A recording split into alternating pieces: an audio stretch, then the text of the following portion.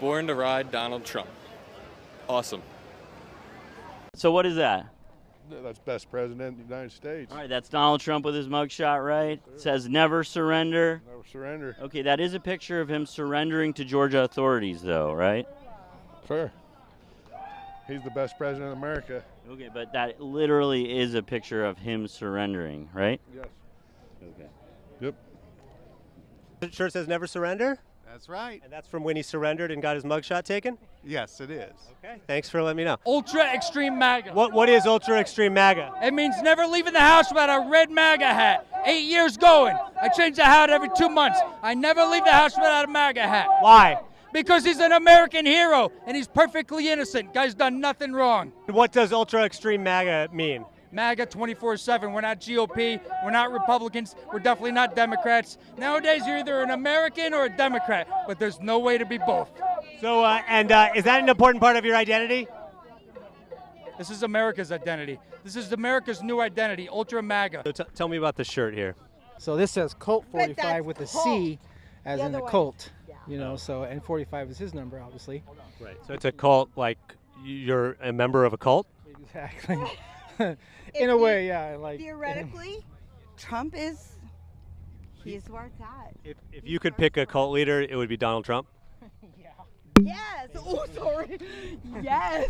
Someone who knows a thing or two about the Trump cult is veteran sportscaster Bob Costas, who, despite the criticisms we have of him, has been a consistent voice raising the alarm on legacy media outlets about the real danger Trump and his base pose to the rest of us. You come at this from a position of not wanting to see Trump get elected. You should state that at the outset. True?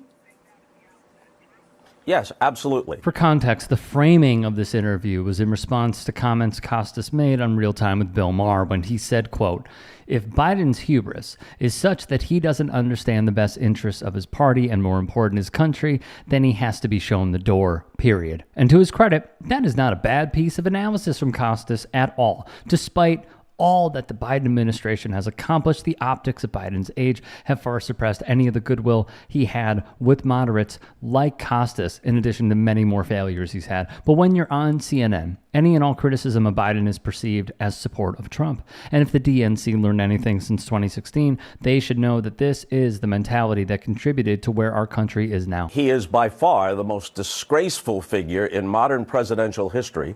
He's only become more disgraceful since 2016 and since 2020. He is a bubbling cauldron of loathsome traits, and it's only those who are actually suffering from Trump derangement syndrome, which is the way they and Fox News and all the rest of MAGA media try to brush aside all the legitimate criticisms of Trump. You have to be in the throes of some sort of toxic delusion, in a toxic cult, to believe that Donald Trump has ever been, in any sense, emotionally, psychologically, intellectually, or ethically fit to be president of the United States. But his supporters are locked in on that. This came from the guy Smirkonish, slyly accused of taking support away from Biden by criticizing him and saying, well, we can all see. But this is exactly what we should expect from our legacy news media. Speaking of, I know Bob Costas. I know how bright he is. Best sport. By the time he was 34, he was the best sportscaster in the country, doing all the biggest events ever. I know that's exactly how he feels. But I think it's so shallow of him to think that you could have your feelings and put down 74 million people along the way. Fox News' Brian Kilmeade decided to whine about Costas hurting his and Trump supporters' feelings, conveniently forgetting the decades of heinous statements made about anyone who isn't a conservative and the real-world harm done by Fox News' rhetoric over the years. If people who are supported, especially him coming from a place where people support their teams and their players and their boxers and their athletes, and people are loyal. There are people loyal to him for reasons they should be respected for and analyzed. Because but once everybody again, should that's be the Hillary, respected. Right. Like, I and mean, that's the Hillary Democrats Clinton want playbook. their voters to be respected. Can you imagine if a Republican candidate called them all deplorable? Well, Harris, we don't have to imagine that because the biggest platform for the Republican Party is being as big of a blank as possible to anyone on the other side of the aisle, something Costas discussed just last year. This is not a question of being conservative or being Republican. This is lunacy. They've descended into madness. where people whose only objective is their next appearance on Fox News hold congressional seats and have sway within the party. And they all live in fear of Trump. It's a cult. It's not a principle. It's not a philosophy. It's no longer a party so much as it is a cult.